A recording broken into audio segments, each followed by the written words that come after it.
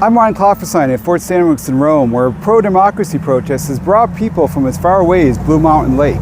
I'm with Tim and Mary. They came all the way down from Blue Mountain Lake. And why did you think it was important enough to come down here, to drive all this way to make a stand? Well, the alternative is to sit home and do nothing.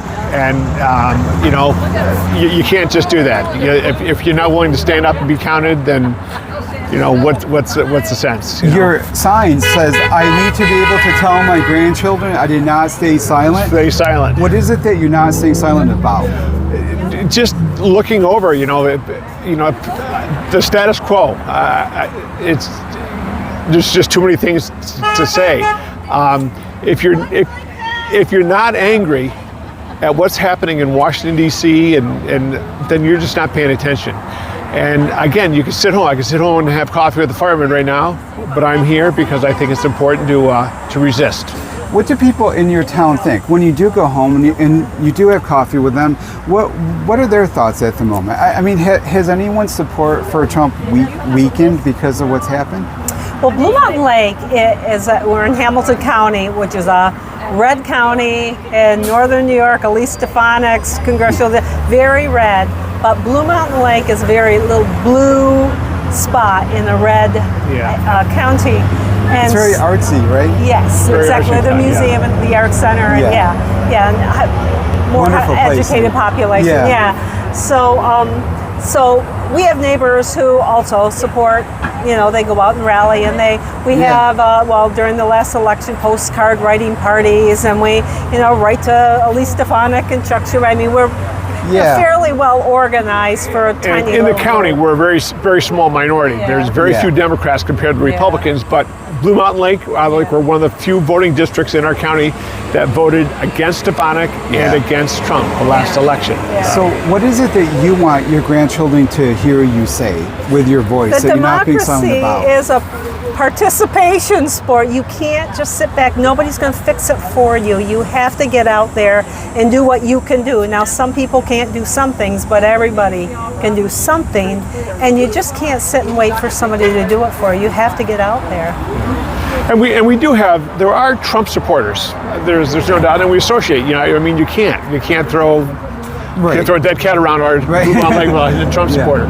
But I try to be more tolerant with them. I'm not sure what they're seeing that I don't see. People who I love, admire, and respect are diehard Trump people, and I don't know why. I don't know what they're seeing that I don't see, unless it's just in their blood that they're Republicans and they're going to vote Republican the rest of their life. And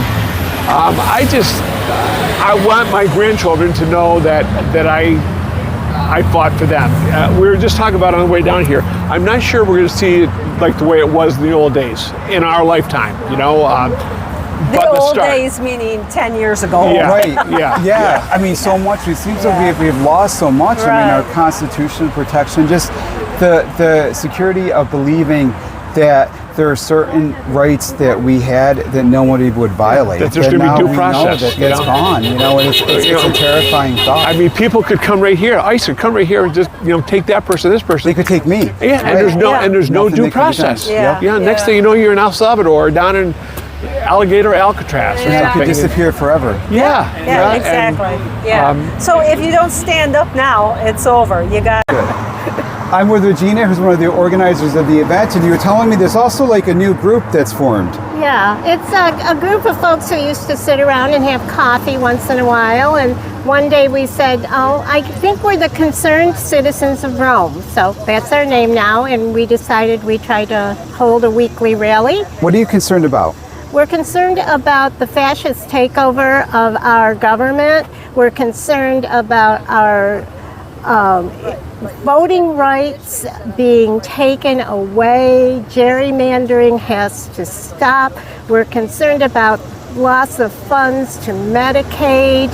We're concerned about the eventual attacks that will happen on Social Security, hungry children, elderly on the streets, you name it. What do you hope to do about it? Well, we're trying to create a presence so that folks who are unaware of what's happening because they don't pay as much attention as we seem to do. So maybe they'll see a sign, maybe they'll hear a voice, and they'll think about and try to learn more about what's happening. Has it been happening from your point of view in Rome? Have people started to has support for Trump started to soften at all? It's hard to say.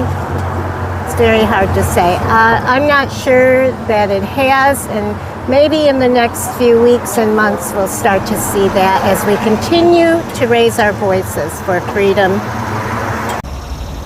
The protest took place on both sides of the fort, and organizers say they plan more in the future.